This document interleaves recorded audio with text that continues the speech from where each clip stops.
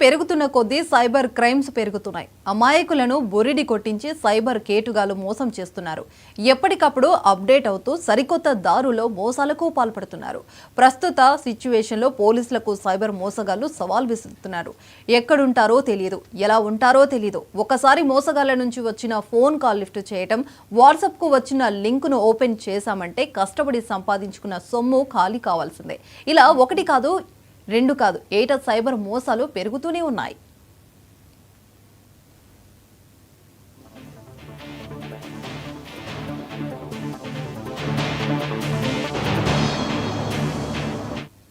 మోసానికి కాదేది అనర్హం అన్నట్లు సైబర్ కాంత్రిగాలు ఎప్పటికప్పుడు కొత్త ఎత్తులు వేస్తుంటారు. వాళ్ళు చెప్పే మాటలు నమ్మితే ఇక అంతే, ఉన్నది మొత్తం ఊడ్చేస్తారు. ఇలా వందలు, వేలు కాదు, కోట్లు కొల్లగొట్టేస్తారు. జగత్ కంత్రిగాళ్ల నుంచి రక్షణ పొందేందుకు పోలీసులు ఎన్నో అవగాహన కార్యక్రమాలు చేపడుతున్నారు. అయినా చాలా మంది మోసపోతూనే ఉన్నారు. అందులో చదువుకున్న విద్యావంతులు, ఉద్యోగస్తులే ఎక్కువ. లేనిపోని ఆశ చూపించి బురిడి కొట్టిస్తున్నారు.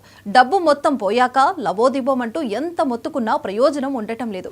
కానీ ఇప్పుడు ఇలాంటి మోసాలను అరికట్టేందుకు కేంద్రం సరికొత్త టెక్నాలజీని అందుబాటులోకి వచ్చింది.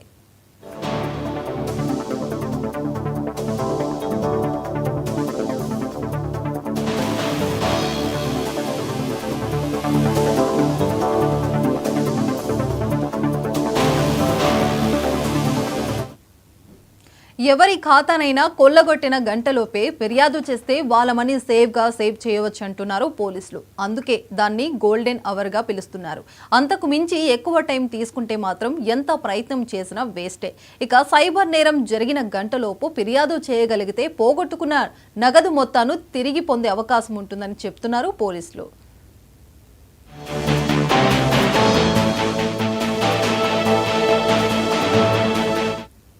స్టాక్ మార్కెట్లో పెట్టుబడులు పెడితే అధిక లాభాలు వస్తాయని నమ్మించి హైదరాబాద్కు చెందిన ఓ వ్యక్తి నుంచి 1,22,00,000కు పైగా కొల్లగొట్టారు.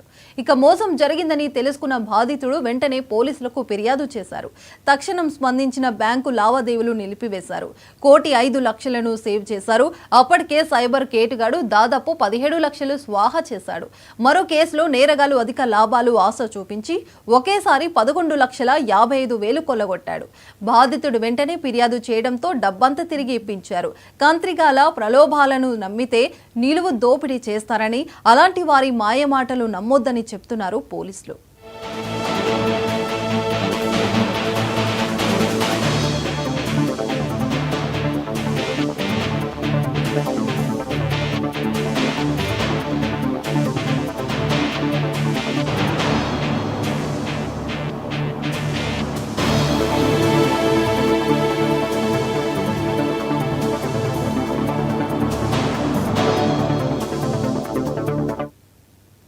సైబర్ నేరాలు ఆందోళనకరంగా పెరుగుతున్నాయి. ఈ ఏడాది ఇప్పటి వరకు తెలంగాణలో దాదాపు 1,500 కోట్లు కొట్టేశారు.